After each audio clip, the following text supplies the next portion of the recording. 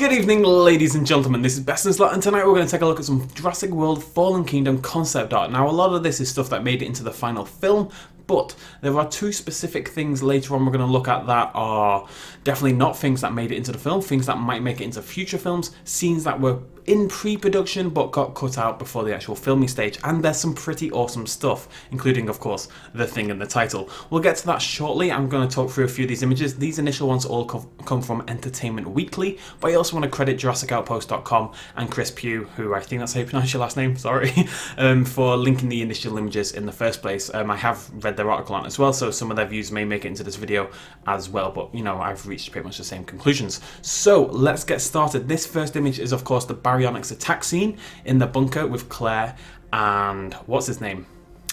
Franklin, that's the annoying little son of a gun. So first thing to note, and they noticed this on Jurassic Outpost as well, this is clearly not Franklin at all. You know, the hair's different, the build is different, this dude is like twice as tall as Franklin and isn't screaming annoyingly, although that would be hard to tell in a photo.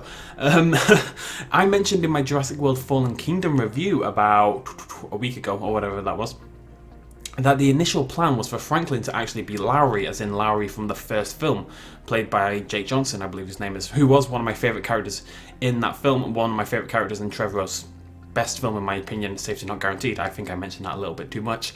But that was originally the plan. The role was written originally for Lowry before they decided to bring in, I think his name is Justice Smith, to play Franklin in the end. That's a shame for me, but it's interesting to note that at this stage in the concept art, clearly Franklin hadn't been cast and maybe Lowry was still being put into that role, although they still had the idea of him and Claire in this lava-filled bunker. The Baryonyx itself is also interesting. This little bit here in particular, that to me, this sort of, I think that would be blue. If you take away the environment, the yellows and the oranges, which when with blue obviously make a greeny colour, that would be like a bluish stripe. Now, the Jurassic World website, when that came out along with the first film, of course had a Baryonyx design which was kind of yellow with these sort of blue markings. Of course that design got scrapped for Fallen Kingdom, but that to me looks a lot more like that version of the design compared to the one we eventually got in Fallen Kingdom. So it's interesting to note again that at this point, although they had the entire idea planned out, you know, they're going to get trapped in the bunker, they're going to climb out through this circular hole in the roof, they still hadn't settled on a Baryonyx design, they just knew they wanted a Baryonyx. They hadn't even set on a character and a cast at that point in time. That's pretty interesting.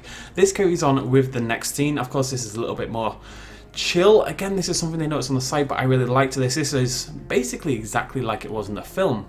But we never got this moment in the film, this kind of slower character building moment. This is one of my major problems with Jurassic World Fallen Kingdom. I talked about this in my review, was that the pacing was a little bit quick for my liking. You know, it was very bam bam bam, summer blockbustery, as you would expect. There was a lack of character building moments. Scenes like this where two characters are just in a room together, talking, building character, you know, dialogue that kind of does something and gives a character a personality beyond just screaming, which is really all I ever got from Franklin. There are rumours that there is a 40-minute or so longer director's cut that J.A. Bayona has that hopefully we'll be able to see down the line, and maybe scenes like this will be expanded to include bits like this. We're going to go relatively quickly through the next ones. This again, I want to come back to this briefly. You can see here there's way more lava than we got in the final film. Much more fire, much more sort of dramatic, and that carries on into this scene here. Now, of course, this is meant to be the Stampede scene, but it is absolutely covered in lava. Completely different than the scene we got. We really didn't get any lava or fire in the Stampede scene at all. We got the pyroclastic flow, of course, that sort of big cloud of black smoke and ash and blah blah blah that kind of tumbled down the mountain, but we didn't get this. This is like post-apocalyptic level stuff. This would have been really cool to see. This resembles a little bit to me, there's a fan-made poster out there of that T-Rex scene that looks a little bit more like this. The other interesting thing to note though is this right here. That is of course a Parasaurolophus. It didn't really make it into the final film at all, but of course in the film that would have been a Carnotaurus that was replaced by the Carnotaurus, and we had that little fight scene. Hero Rex comes in, saves the day and kills the Carno. I think it would have been more interesting in a way to have it kill the Parasaur. I'm not big on the Hero Rex thing personally. I think a lot of people aren't. I didn't love that scene at all, but hey, I just like the Parasaur. I want to see more of them in the film. There's actually a sneaky one over here, so look at it there, just chilling in the background, burning to death apparently. Either way, that's a very cool dramatic piece of concept art. Moving on, This was a scene that we did actually see in the trailers. I only just realised a few days ago that this scene was in the trailers, but wasn't in the actual film. I remember watching the film, waiting for this scene to come up, but it was only briefly in the trailers, but it never actually appeared. And we saw in that trailer, these jeeps rolling past on Isla Nublar, and they drive past some skeletons and stuff like that. This skeleton here in the bottom right is actually there in the trailer. Now, in the trailer, it's a different dinosaur. It looks, to me, and to some people have speculated, it looks like an ankylosaurid of some form, maybe a euplocephalus. That's what I think it is anyway. And there's no compies there in the trailer, but that would have been a nice little addition to have them sort of scavenging around. We did get that on Main Street anyway. Of course, when they first rolled up, the compies were in the shop window hopping about, but it would have been nice to see them sort of expanded around the park a little bit more. And of course, they would be around a skeleton, maybe picking off little scraps of remaining meat. I wonder why this didn't make it into the film. I guess it just didn't add enough, and of course, the film pacing was very bam, bam, bam. You have to cut out some of these drama building landscape kind of shots, you know what I mean? But again, hopefully another thing that makes it into the extended edition of the film, the director's cut. Here we have a nice shot of Main Street. Nothing really to add on this one, just a nice pretty picture basically. It looks nice though, doesn't it? This is basically exactly what we've got in the film. It's very interesting that there's very direct correlation in this film between the concept art and the eventual product. That's rarely how it happens, in my opinion, or at least from what I've seen. You know, you look at the Jurassic World concept art, and shot-wise, there's less of a direct correlation. With this film, it feels like the concept art is built from a director's point of view, as in, like, they're actually pointing the camera, and the director, Baryonyx, has then gone and actually recreated these shots with the camera, rather than using concept art just to kind of set the scene and build an environment as it tends to be used. So I thought it's pretty interesting. This one's a little different. This is 3D built. Of course, this is Lockwood Manor. I don't know why it's 3D rather than painted, I guess to make the dinosaurs look a bit better, but to me this just looks relatively ugly. I don't really have anything to say to this. However, there was an important... Let's try that again in English, shall we? There was a little bit of information that came out. I can't actually remember where I saw it, but I saw it out there on the internet. I think it may have been Entertainment Weekly, which is where these shots come from. As you can see, if I just move this a little to the right hand side, there you go, Entertainment exclusive. These little dinosaurs in the background, and we'll talk about this maybe in a future video. These dinosaurs right here, Dimetrodon, blah, blah, blah, blah, blah. These were confirmed to not be statues, apparently. These were confirmed to be stuffed versions of initial InGen, like old InGen dinosaurs that were stuffed. I am really blanking on the word for when you stuff a creature. And all of you are going to tell me in the comments, please don't tell me, because I'll remember as soon as this video ends, but you know what I mean. These are stuffed creatures. I want to say maquette, but it's obviously not maquette, because that's a statue. The point is, these are stuffed. Taxidermy! The taxidermy dinosaurs, that's what they are. Initial InGen dinosaurs. Now, in the film, I don't think we saw a lot of these, but what we did see was a concavenator, or something very similar. It definitely had those two ridges. We thought it was a concavenator from a long time ago, actually, when we first got...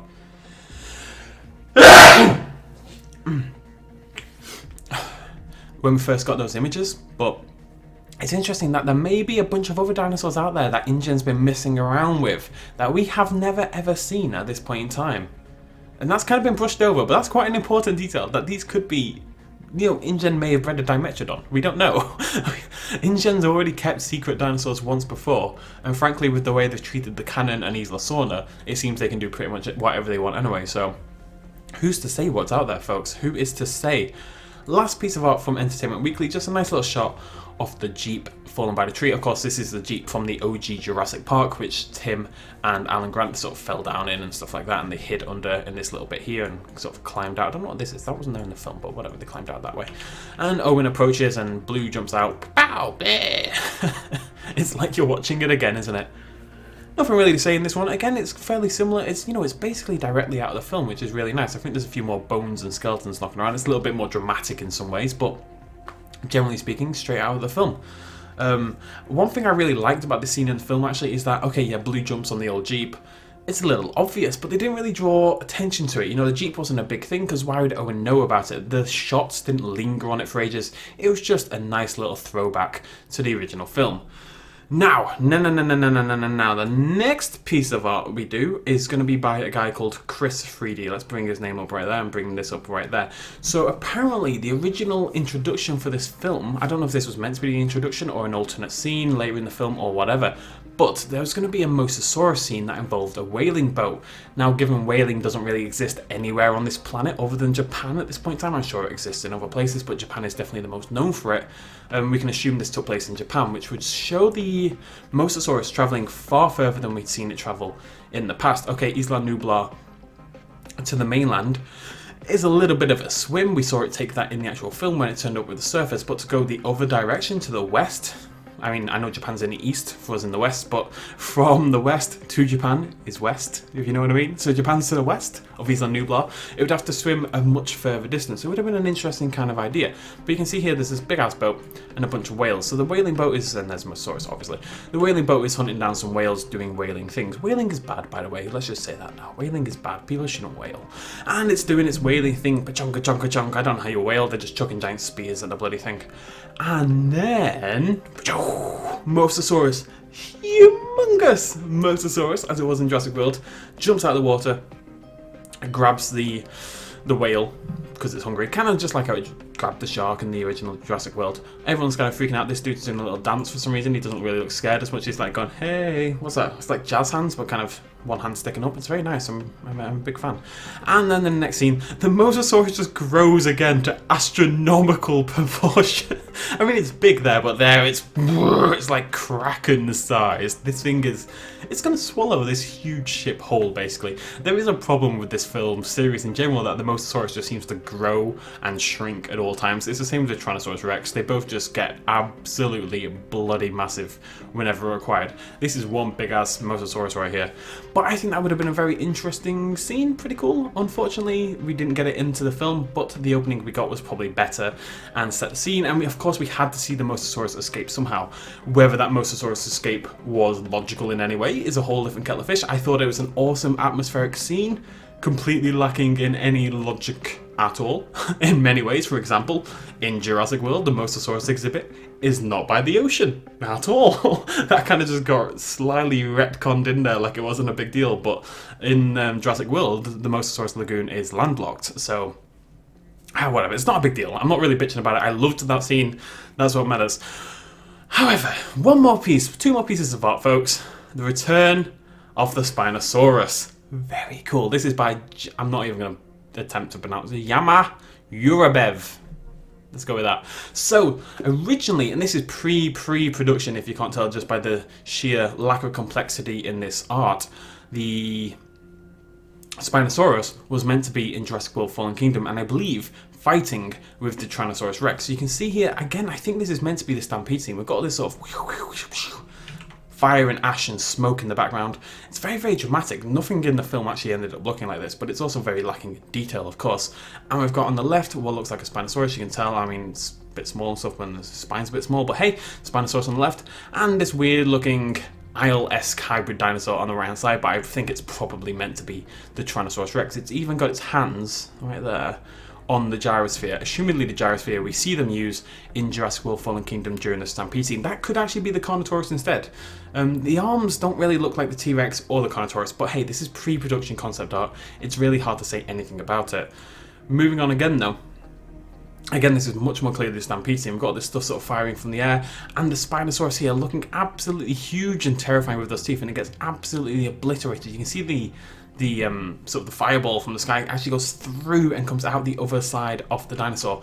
That's kind of what the Allosaurus, the juvenile Allosaurus, did in Jurassic World Fallen Kingdom. And we've got another dinosaur on the right. This could be sort of a basic Suchomimus, or just a random dinosaur, basically. And if you look inside the gyrosphere, you can just about, I think that's meant to be an arm there. I think this is meant to have people in. So I do think they knew the rough aspects of what was going to go on in this film. You know, they were going to have the Stampede Scene, they were going to have the fire, they're going to have charging dinosaurs, they're going to have people in the gyrosphere.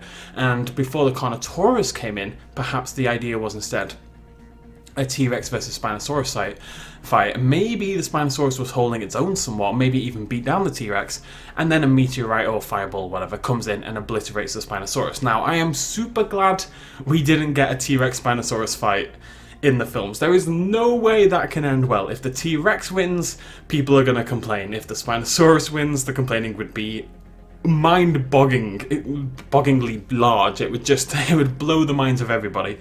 There is no way to have a T-Rex Spinosaurus fight in Jurassic Park unless a third dinosaur comes in and obliterates the both of them. That is the only way I can see it happening. I think that needs to be left. But I would love to see the Spinosaurus return to the franchise. I think it would be an awesome addition, and I really hope we get it back for the third film, if for no other reason, because the Indominus Rex is gone, the Indoraptor is gone, we know there's no more hybrids in the third film. The Rex has had its time in the sun. Now, I understand that every Jurassic Park film is going to have a Tyrannosaurus Rex to some extent, but I am pretty done with Hero Rexy saves the day. What I want is a big, scary theropod. And yes, it would be nice to get something else, but the Spinosaurus is so misaligned, or what's the word I'm looking for here? Mistreated, because it's in Jurassic Park 3, which is of course a fairly mediocre film in the franchise, even if I do still low-key love it. The Spinosaurus deserves some love and affection, and to have it just be a scary monster again, or even like a more primal, animalistic, actual Spinosaurus version of itself in the third Jurassic World film would be really cool. Don't have it fighting other dinosaurs and beating up T-Rexes or stalking people across islands for no discernible reason other than being a movie monster. Just have it living its life and acting like a Spinosaurus would, and I think that would redeem a lot of hatred for the dinosaur, which suffers because A, it's in a fairly mediocre film, and B, how it acts in that film. I think the Spinosaurus, given its beautiful design and stuff, deserves a little bit more than that. I'm glad we didn't see it fight, although it would have been a very cool scene, I'm glad we didn't see it fight a T-Rex or something. Seeing it fight something else would be okay, but I'd love to see it return in some capacity in Jurassic World 3. Now, until we know a little bit more about how Jurassic World 3 will actually function, we don't really know anything about Jurassic World 3, other than it's going to have, you know, genetic powers out there, everyone's breeding dinosaurs. I can definitely see someone breeding a Spinosaurus. When you give this genetic power to everyone, there's going to be an arms race of some form. I don't mean in a weaponized sense, but I mean in more a who can breed the best of dinosaurs, who can breed the coolest dinosaur. I can breed a T-Rex, well I can breed a Spinosaurus. You know what I mean? Yeah, there's many directions they can go like that. The Spinosaurus, of course, beat up the T-Rex once, so if someone's got a T-Rex, what you're going to breed? You're going to breed a Spinosaurus. I really hope it just makes an appearance in Jurassic World 3 to close out the trilogy. It's a little nod to what we've had in the franchise before. But I am glad it's not fighting a T-Rex. I don't think it will. I think Trevorrow has learned quite a lot based on his tweets. I know that's a thin ice to stand on, I really do, but based on how he's been tweeting about getting back to the animalistic, pure, majestic nature of these dinosaurs, I have a little bit of faith in Jurassic World 3, oddly enough, and I think if the Spinosaurus comes back, we might see it, you know, out there in a swampland, living its life, you know, building its own ecosystem, hunting, and not being a movie monster. We live in hope, folks. We live in hope. But it would have been cool to see it in Fallen Kingdom in some way. You know, maybe swap it in for the Baryonyx or something. That would have been awesome. Oh, God, I want a Spinosaurus. It wouldn't have fit in the tunnel, but it would have been cool. Anyways, let me know what you think in the comments down below. We've talked about a lot of stuff today. I did make all of this up on the spot, so some of you like these rambly videos, some of you don't, but hopefully those of you who do enjoyed this impossibly rambly one as well. What do you think the Spinosaurus should do if it was in Fallen Kingdom, or what would you like to see it do in Jurassic World 3, as of yet unnamed? I'd be very interested to hear your thoughts and opinions, what exactly you think the Spinosaurus should do in that film. Thank you very much for joining me as per usual. I'll see you lovely folks later. Enjoy your weekend. Cheers, much love as always. Bye-bye. Quick little shout out at the end. This video and others like it would not be possible at all without the support of you guys watching me at home, and also everyone on this Patreon page right here who supported me in the last month. If you want to help out as well, you can do so at patreon.com/bestinslot. Every little really helps. Cheers.